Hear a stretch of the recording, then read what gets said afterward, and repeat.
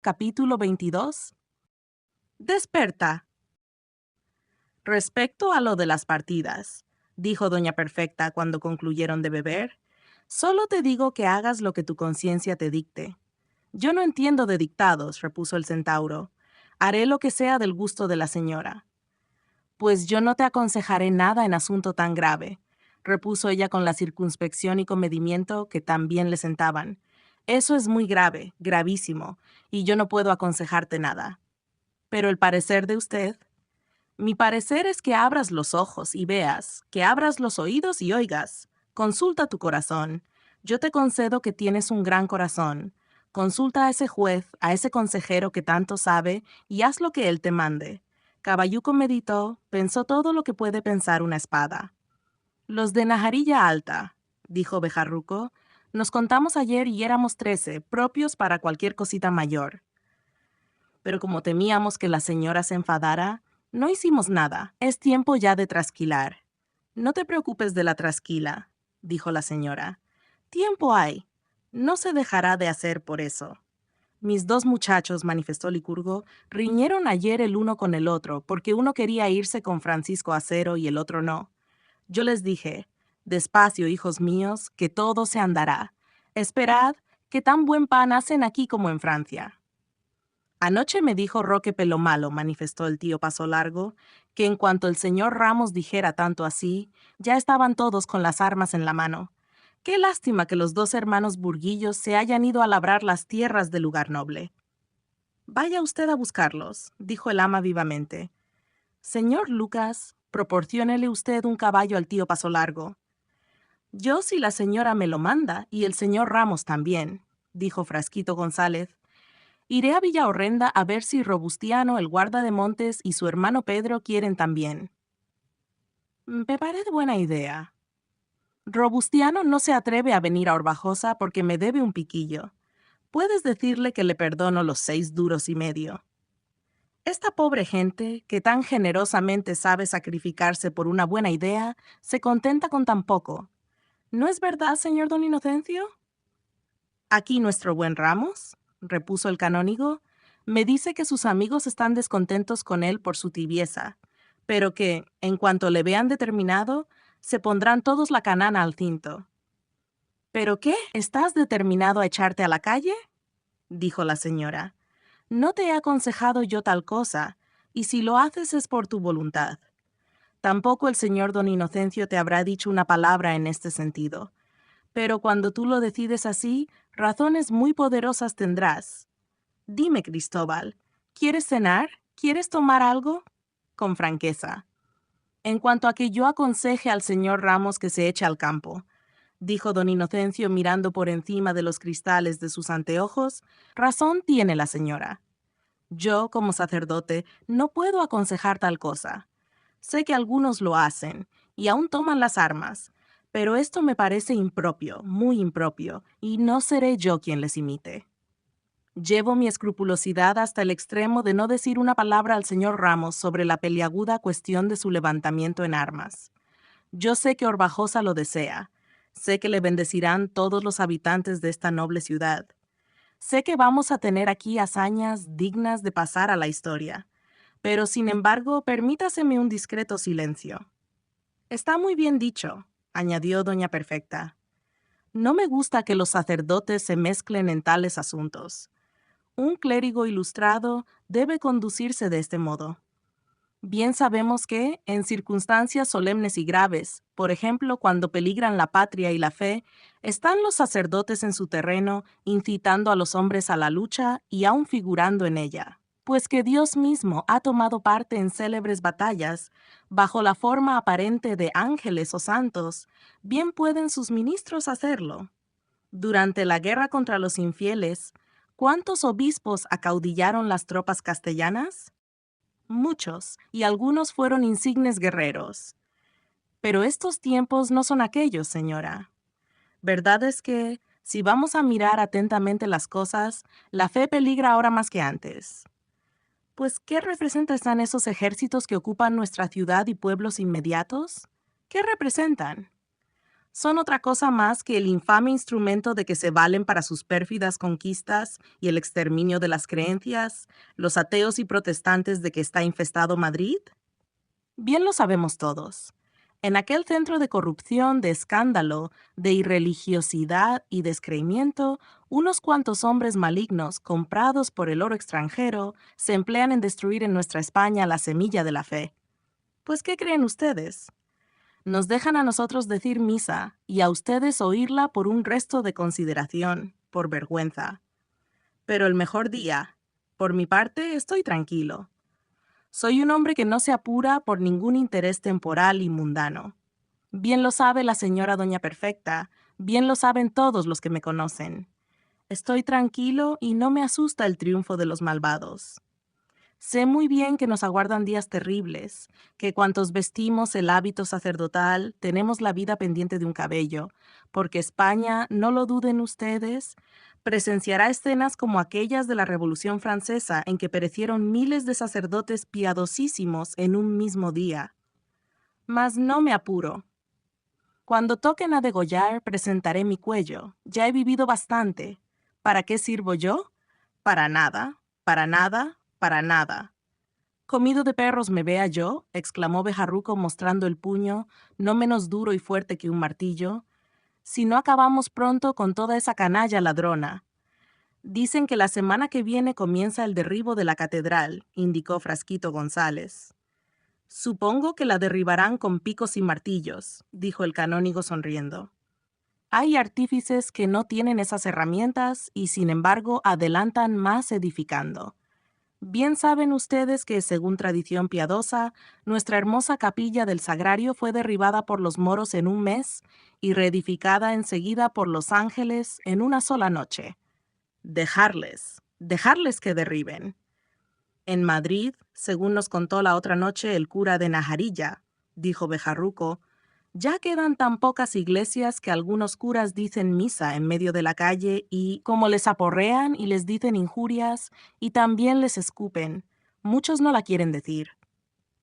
Felizmente aquí, hijos míos, manifestó don Inocencio, no hemos tenido aún escenas de esa naturaleza.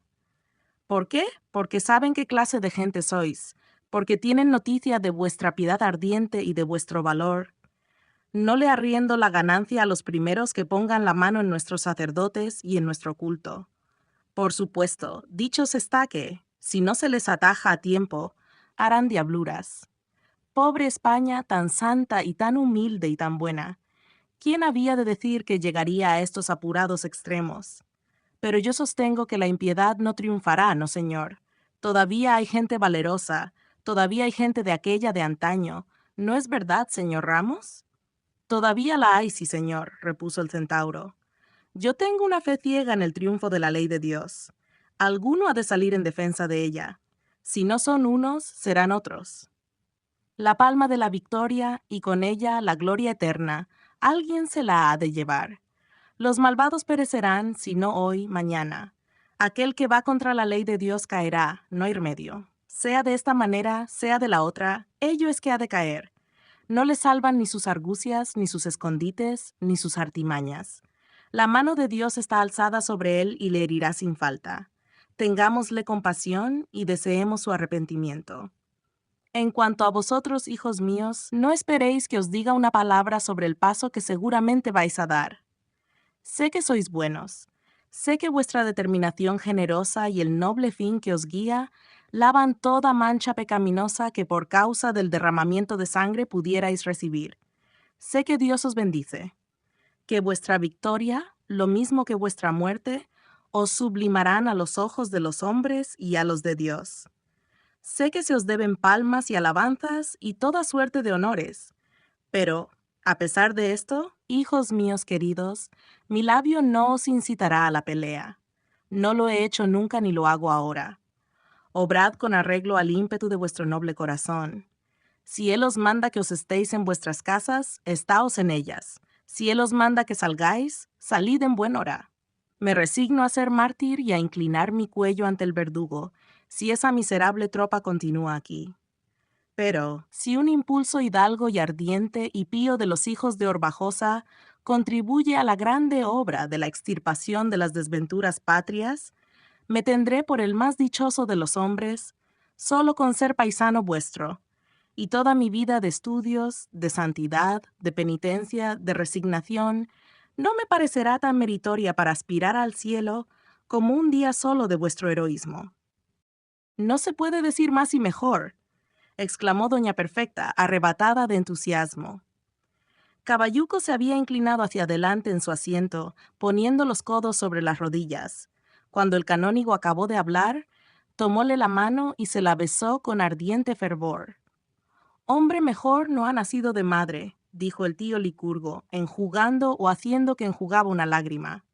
«¡Que viva el señor penitenciario!», gritó Frasquito González, poniéndose en pie y arrojando hacia el techo su gorra. «Silencio», dijo la señora. «Siéntate, Frasquito. Tú eres de los de mucho ruido y pocas nueces». «Bendito sea Dios que le dio a usted ese pico de oro», exclamó Cristóbal, inflamado de admiración. «¿Qué dos personas tengo delante? Mientras vivan las dos, ¿para qué se quiere más mundo? Toda la gente de España debiera ser así, pero ¿cómo ha de ser así si no hay más que pillería? En Madrid, que es la corte de donde vienen leyes y mandarines, todo es latrocinio y farsa. Pobre religión, ¿cómo la han puesto? No se ven más que pecados. Señora doña Perfect, señor don Inocencio, por el alma de mi padre, por el alma de mi abuelo, por la salvación de la mía, juro que deseo morir, morir. Que me maten esos perros tunantes, y digo que me maten porque yo no puedo descuartizarlos a ellos. Soy muy chico». «Ramos, eres grande», dijo solemnemente la señora. «¿Grande, grande?» «Grandísimo por el corazón. Pero ¿tengo yo plazas fuertes, tengo caballería, tengo artillería?» «Esa es una cosa, Ramos», dijo doña Perfecta sonriendo, «de que yo me ocuparía muy poco. ¿No tiene el enemigo lo que a ti te hace falta?» «Sí, pues quítaselo». «Se lo quitaremos, sí, señora.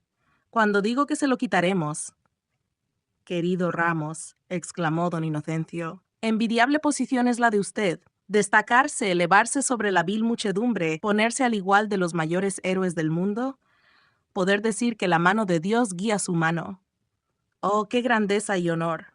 Amigo mío, no es lisonja. Qué apostura, qué gentileza, qué gallardía. No, hombres de tal temple no pueden morir. El Señor va con ellos, y la bala y hierro enemigos detiénense, no se atreven. ¿Qué se han de atrever viniendo de cañón y de manos de herejes? Querido Caballuco, al ver a usted, al ver su bizarría y caballerosidad, vienen a mi memoria, sin poderlo remediar, los versos de aquel romance de la conquista del imperio de Trapisonda. Llegó el valiente Roldán de todas armas armado, en el fuerte Briador su poderoso caballo, y la fuerte Durlindana muy bien ceñida a su lado, la lanza como una entena, el fuerte escudo embrazado. Por la visera del yelmo fuego venía lanzando, retemblando con la lanza como un junco muy delgado, y a toda la hueste junta fieramente amenazando. «Muy bien», exclamó el tío Licurgo, batiendo palmas. «Y yo digo como don Reinaldos, nadie en don Reinaldos toque si quiere ser bien librado. Quien otra cosa quisiese, él será tan bien pagado que todo el resto del mundo no se escape de mi mano sin quedar pedazos hecho o muy bien escarmentado». «Ramos, tú querrás cenar, tú querrás tomar algo, ¿no es verdad?», dijo la señora. «Nada, nada», repuso el centauro. «Denme si acaso un plato de pólvora». Diciendo esto, soltó estrepitosa carcajada, dio varios paseos por la habitación, observado atentamente por todos, y deteniéndose luego junto al grupo, fijó los ojos en doña Perfecta y con atronadora voz profirió estas palabras: «Digo que no hay más que decir. ¡Viva Orbajosa! ¡Muera Madrid!». Descargó la mano sobre la mesa con tal fuerza que retembló el piso de la casa. «¡Qué poderoso brío!», exclamó don Inocencio. «Vaya que tienes unos puños». Todos contemplaban la mesa, que se había partido en dos pedazos.